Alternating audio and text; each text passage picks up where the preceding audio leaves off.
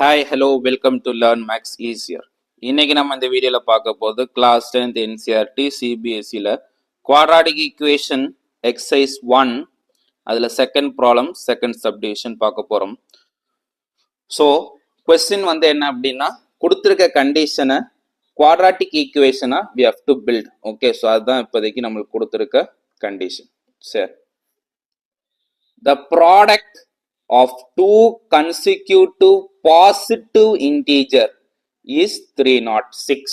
Okay, so product of two consecutive positive integer is 306. We need to find the integer. So இதுக்குரிய தேவையான equation quadratic equation என்னங்கறத சொல்லணும். So given என்ன கொடுத்திருக்கு, two consecutive positive integer. So this is the given condition. Okay, two consecutive positive integer. Sir, positive, what is the meaning of consecutive? Consecutive na enna அப்படினா அடுத்து next வரக்கூடியது தான் known as consecutive. So for example 3 எடுத்தோம் அப்படினா 3 க்கு அடுத்து இருக்கக்கூடிய integer என்னது 4. So this is an consecutive integer.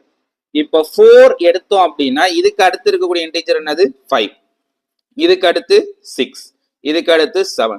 So these are all called consecutive integers. Okay, அடுத்து வரக்கூடியது consecutive. இப்போ 2 consecutive னா 4 and 5, 3 consecutive னா 4 5 6, 4 consecutive னா 4 5 6 7. இப்போ இந்த ஃபர்ஸ்ட் கன்சிக்யூட்டிவ் நம்பர் எனக்கு என்னன்னே தெரியாது, ஏதோ ஒரு 3 கன்சிக்யூட்டிவ் நம்பர்ங்கிறாங்கன்னா அப்போ ஃபர்ஸ்ட் நம்பர் என்ன எடுத்துக்கலாம், எக்ஸ்ன்னு எடுத்துப்பேன். அப்போ அடுத்த நம்பர் எப்படி இருக்கும், எக்ஸ் பிளஸ் 1. ஏன்னா இது இன்டீஜர்ல அடுத்து என்ன வரும், 4க்கு அடுத்து 5 தான் வரும். ஸோ அப்போ எக்ஸ் 4ஆ இருக்கிற பட்சத்தில் அடுத்து என்னவா இருக்கும், எக்ஸ் பிளஸ் 1. அப்போ அடுத்து என்ன வரும், எக்ஸ் பிளஸ் 1.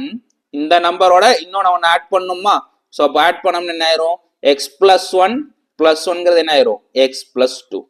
அப்படி இல்லாட்டி இந்த நம்பரோட plus 1, இதுக்கு அடுத்த நம்பர் என்னது, இதோட plus 2, இதுக்கு அடுத்த நம்பர் என்ன, இதோட plus 3.